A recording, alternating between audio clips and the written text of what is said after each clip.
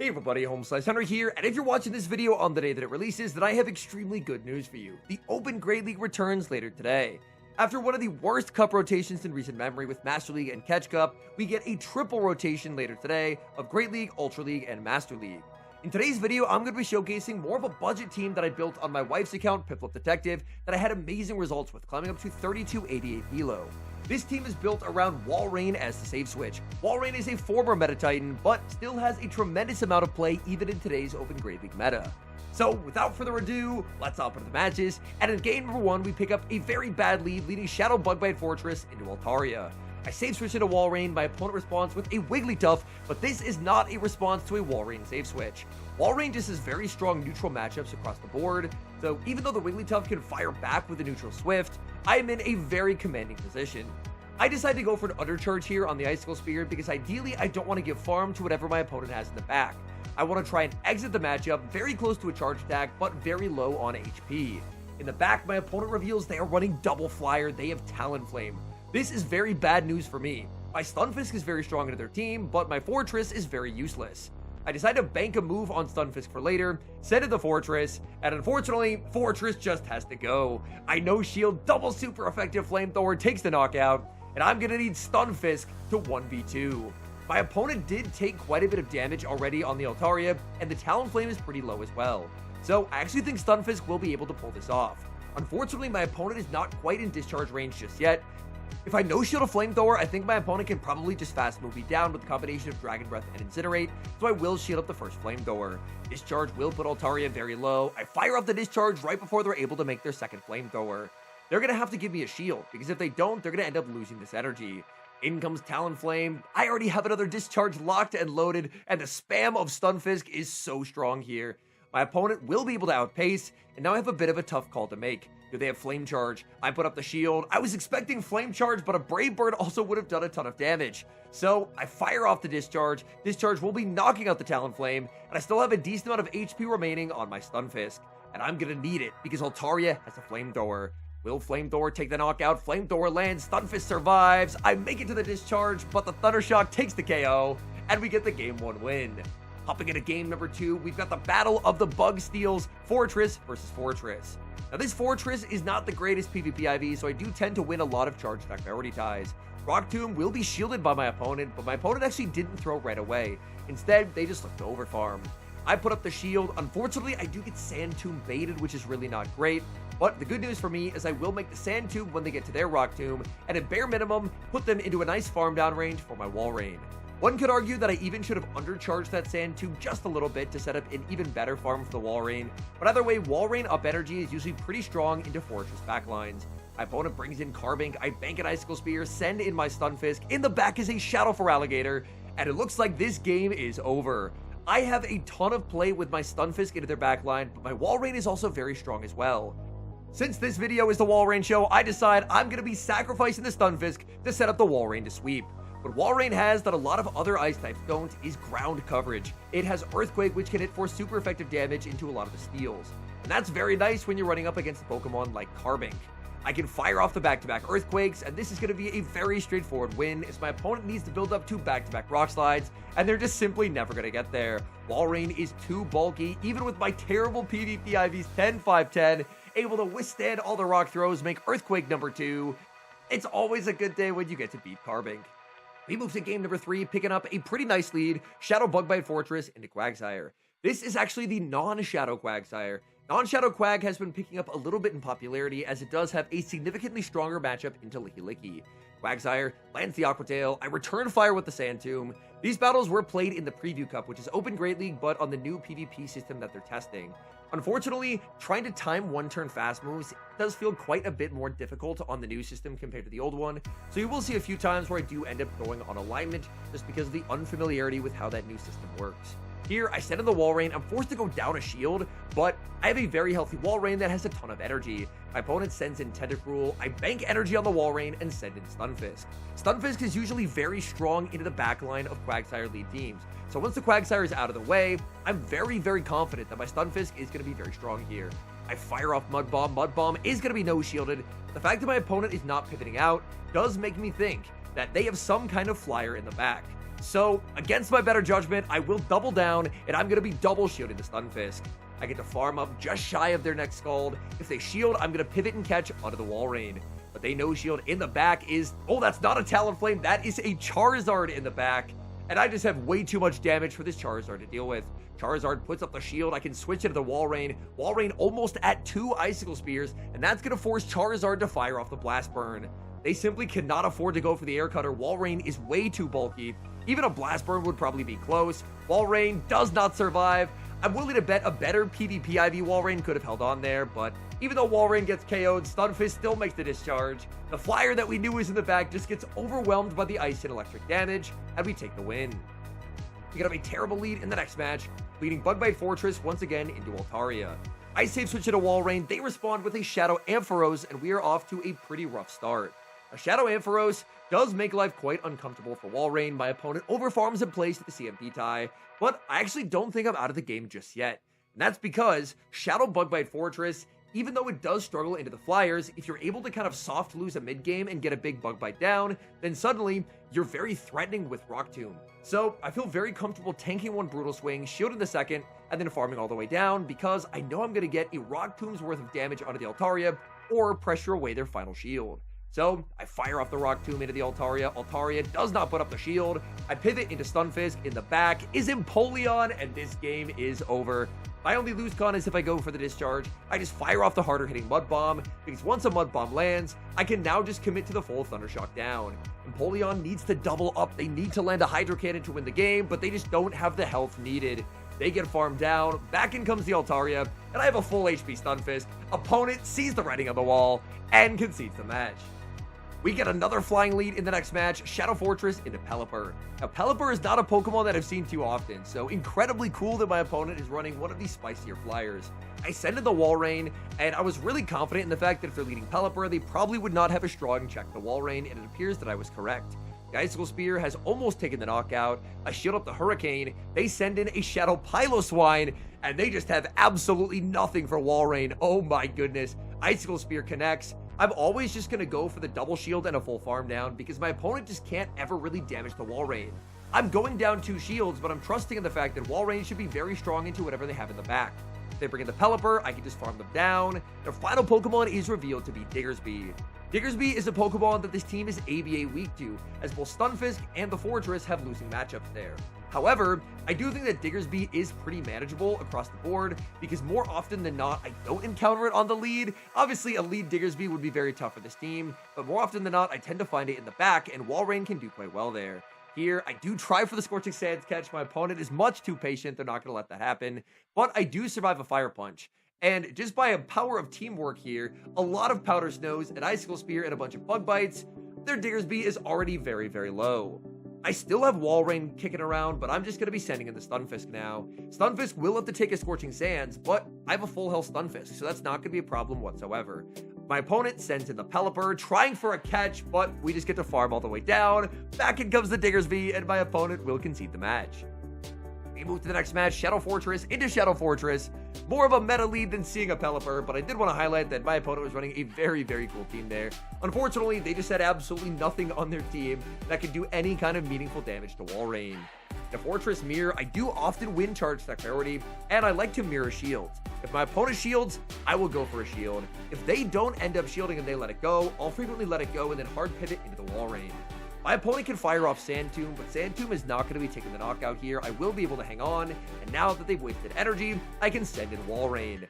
I'm going to overfarm quite significantly and fire off Icicle Spear right before they're able to make their Rock Tomb. They do not shield, and Fortress gets knocked out. In comes Licky Licky, and even though this is not the greatest matchup ever for Walrein, Walrein can still put up a pretty nice fight. Walrein will be spamming out these Icicle Spears, and Icicle Spear does do some pretty monster damage onto Licky Licky. I genuinely don't know if I do survive a Shadow Ball here. In hindsight, I think that I would have held on. Well, maybe if the Walrein had good PvP IVs, but unfortunately, it does not. I think that Walrein's going to be good in the back, so I actually decide to sacrifice the energy on the Fortress, in exchange for just catching the move and preserving the Walrein. However, I don't want to be switch locked on a Pokemon that's very low, so I'm going to wait down the timer after the catch and then send in Stunfisk to get up energy. I'm hoping it's going to be a flyer. It is not, but saving the Walrein does appear to have been a smart idea, as is their own Stunfisk in the back.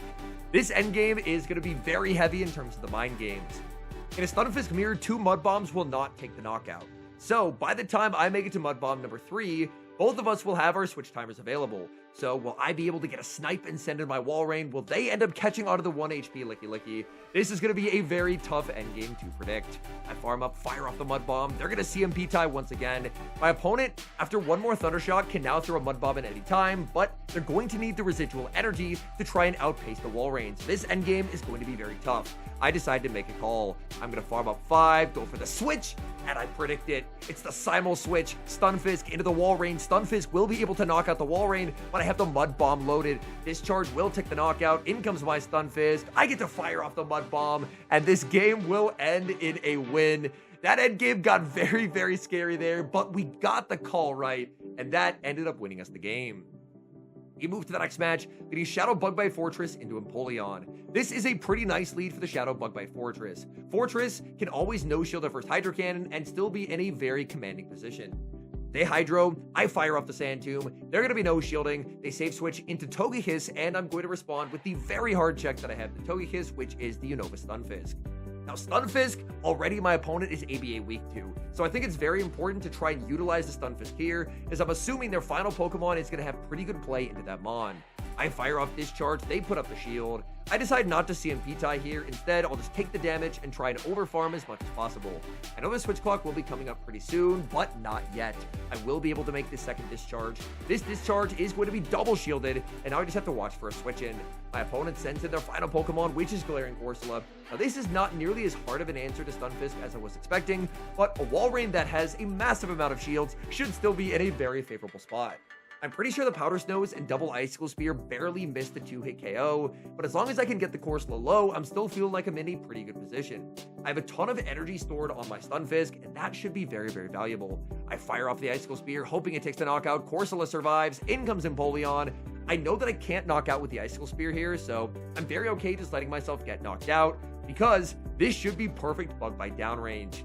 Bug Bite is just an incredibly broken fast move. We get that full farm down. In comes Corsola. They fire off energy. They do have an Aura Sphere loaded on Togekiss, but I have a move stored on my Fortress and a move stored on the Stunfisk. So realistically, there's just no path forward for my opponent. Even if they CMP tie the Fortress, Stunfisk takes the knockout. Luckily, we have flying coverage for days, so we're able to take the win. They move to the next game, picking up a pretty nice lead. Shadow Fortress into Tinkaton. In this matchup, I've taken to just firing off the Sand Tomb as soon as I get there. A lot of Tinkatons will throw on 7, and timing on one-turn moves in the Preview Cup was very, very awkward. So in order to avoid throwing on alignment, sometimes I had to try and play the CMP ties. They go for the Gigaton Hammer. I will now outpace by 1 turn. My opponent gets a very nice catch, and they get the Mudshot Sneak as they send in Diggersby. Seeing Diggersby here is exactly where I need to see it, because both my Fortress and my Stunfisk get absolutely obliterated by this Pokemon. I find that a lot of the most successful Open Great League teams, because there are so many good Pokemon right now, is you kind of just have to disrespect one Pokemon and try and make an educated meta read as to which Pokemon to disrespect. Considering how strong Pokemon like Togekiss are right now, I was expecting I wasn't just going to see a lot of Diggersby. I did see a few, but the majority of them ended up being in the back, where obviously if Walrein's on it, then I'm in a pretty good spot. Here, I'm pretty confident I've farmed them into range where Icicle Spear will knock out. The Tinkaton actually barely holds on. They have Primeape in the back, and a Primeape up shields is a big problem Pokemon for this team.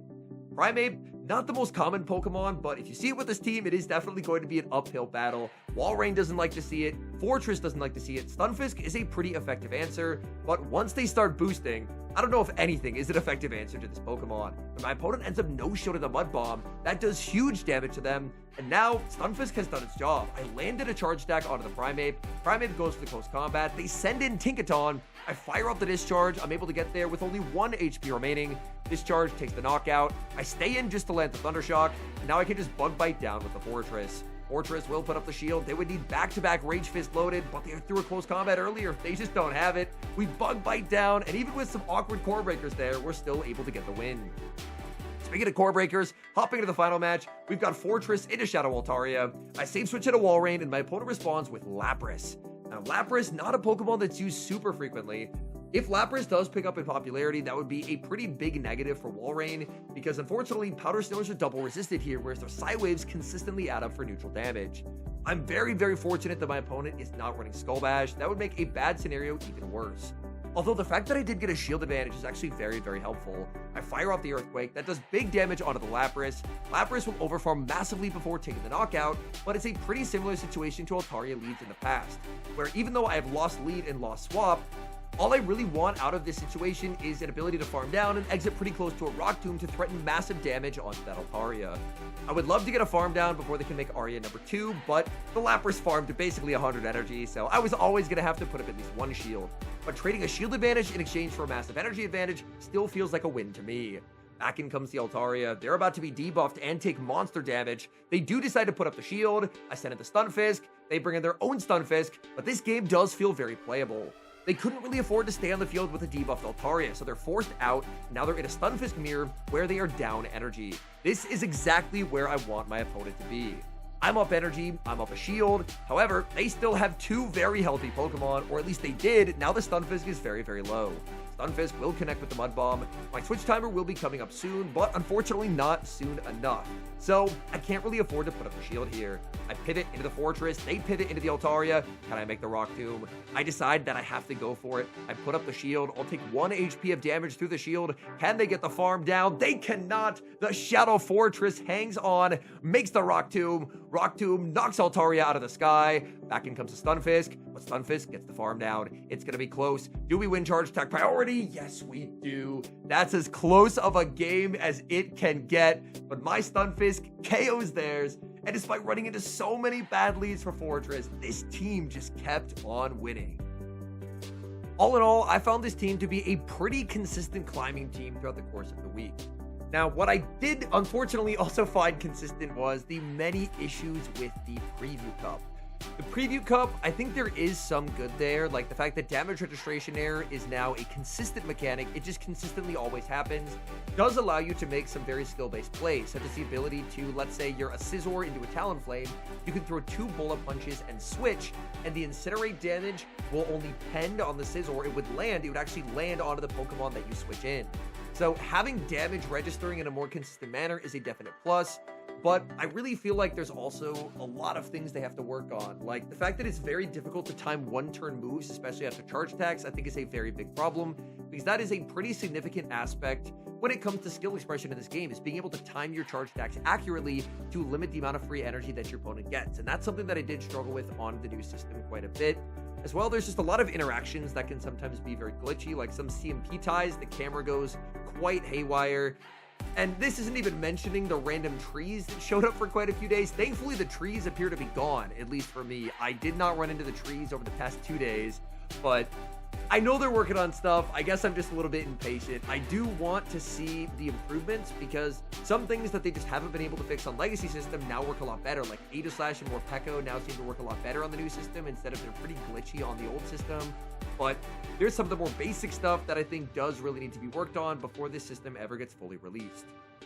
That's enough yapping about Preview Cup though. This team was really fun. I like the fact that Walrein is a Pokemon that's been around for absolute ages and still finds ways to be viable. Obviously, it's had buffs to Powder Snow and Icicle Spear recently to help it keep up, but the fact that a Pokemon like Walrein can still succeed, I think is very cool. Now, one might ask, Henry, why aren't you using Celio? Well, I do think that as a safe switch, Walrein does have some advantages over Celio, because Walrein does have the ability to hit back against some of Celio's problem Pokemon. Like if you have an Empoleon switched in, it's not going to be a great matchup for the Walrein, but you can at least pressure a shield. Whereas Celio will really struggle, because even though 2 Shadow Surfs do quite a bit, Surf will never take the knockout. So if you don't have Walrein, I think Celio could be used in this role. The goal is you do want to have an ice that has an ability to hit back into the fires, because if you lead into something like a Talonflame or a Gourgeist, which is another Pokemon this team is ABA weak to, having a Pokemon that can switch into those is quite helpful. Anyways, thank you guys so much for watching. If you enjoyed watching today's video, please do help support the channel by leaving a like on the video and subscribe to the channel if you haven't. And a special thank you, as always, to our channel members here on YouTube. The support you guys provide to the channel is so appreciated. Thank you guys so very much. And until next time, I've been HomeSliceHenry.